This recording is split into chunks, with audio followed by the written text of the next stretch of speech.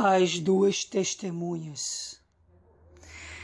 No futuro, alguém com unção similar à de Elias virá, trará uma mensagem que despertará os israelitas para que a volta de Jesus em glória para Israel também seja motivada pelo clamor daquele povo. Assim, na grande tribulação, uma das testemunhas será identificada adequadamente com o profeta Elias, e a outra se assemelhará a Moisés. E quando acabarem o seu testemunho, a besta que sobe do abismo lhes fará guerra, e os vencerá, e os matará, e jazerão os seus corpos na praça da grande cidade, que espiritualmente se chama Sodoma e Egito, onde o seu Senhor também foi crucificado.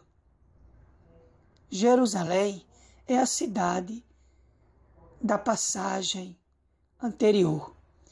Pode causar surpresa ser comparada a Sodoma e Egito, já que a primeira é sinônimo de prostituição e a segunda ficou conhecida por sua incredulidade e ou dureza de coração. No entanto, é bom frisar que atualmente essas práticas que tanto têm aborrecido a Deus são comuns em Jerusalém.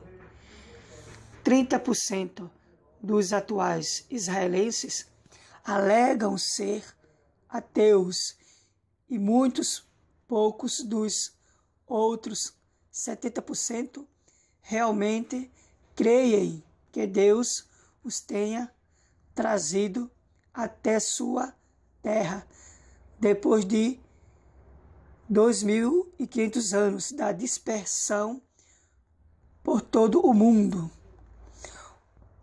Um comentário do já falecido Yitzhak Rabin, eu não sei a pronúncia certa do nome dele, mas diz assim: major-general e chefe do Estado-Maior de Israel, quando da vitória obtida na tomada de Jerusalém em 1967, disse: tudo isso foi feito só pelas forças de defesa israelenses, com o que temos sem mais nada ou mais ninguém.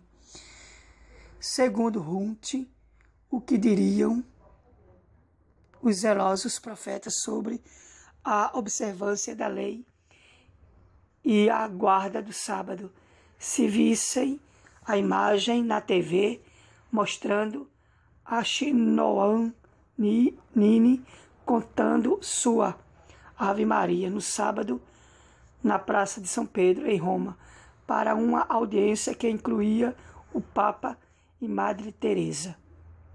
Essa cantora hebreia é uma prova da apostasia judaica. O que diriam aqueles santos homens se soubesse que, em dezembro de 1994, por exemplo, a Suprema Corte israelense aprovou uma decisão concedendo status legal para casais homossexuais ou lésbicas?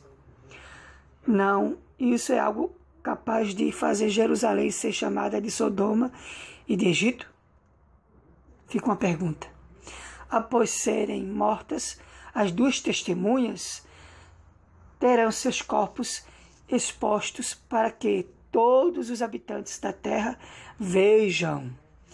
Estes, então, se regozijarão e trocarão presentes, e homens de vários povos e tribos e línguas e nações verão seus corpos mortos por 3 dias e meio, e não permitirão que seus corpos mortos sejam postos em sepulcros, e os que habitam na terra se regozijarão sobre eles e se alegrarão e mandarão presentes uns para aos outros, porquanto estes dois profetas tinham atormentados que habitam sobre a terra. Para os antigos expositores bíblicos, era impossível explicar como homens de vários povos, tribos, línguas e nações veriam em Jerusalém 2 pessoas mortas. Hoje se sabe que a televisão é a explicação. Isso nos faz pensar que profecias de parecer enigmático terão uma resposta bem simples no futuro, como ocorre com essa profecia em relação à realidade atual.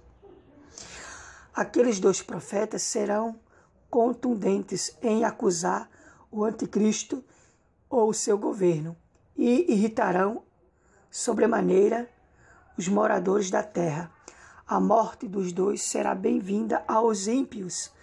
O regozijo e a troca de presentes são provas daquela confraternização maligna. É preciso que seus corpos fiquem expostos para que ninguém mais os atormente. No entanto, acontece algo jamais imaginado pelos inimigos do povo de Deus.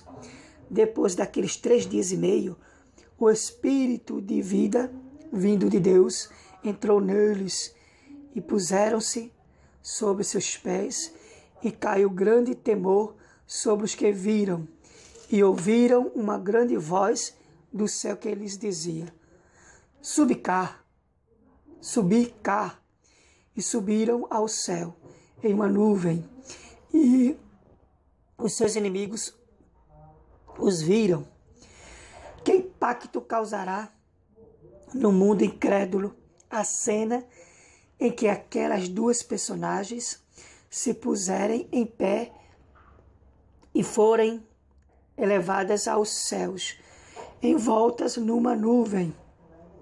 Devemos ter em mente que este milagre divino diante dos pecadores faz parte do amor e da misericórdia de Deus, que apela para que os incrédulos se arrependam. Outros sinais são dados àquela nação rebelde, e naquela mesma hora houve um grande terremoto e caiu a 10ª parte da cidade. E no terremoto foram mortos 7.000 homens, e os demais ficaram muito atemorizados e deram glória a Deus, e deram glória ao Deus do céu. E passando o 2º ai, eis que o 3º ai cedo virá. O terremoto seguido de uma grande mortandade faz que os demais deem glória ao Deus do céu. Demais não é uma referência a todos os pecadores, mas aos judeus, pois parece ser esse o momento em que eles são despertados do seu sono espiritual. O versículo 14 lembra as dores que ainda hão de vir. Então fica aqui neste vídeo uma explicação, um comentário, uma exposição, uma análise sobre as 2 testemunhas que fala no livro do Apocalipse, né? A revelação do Apocalipse, né? Então, que Deus abençoe a humanidade e que a vontade de Deus seja feita em todos os lugares da face da terra. Glória a Deus para o todo e o todo sempre.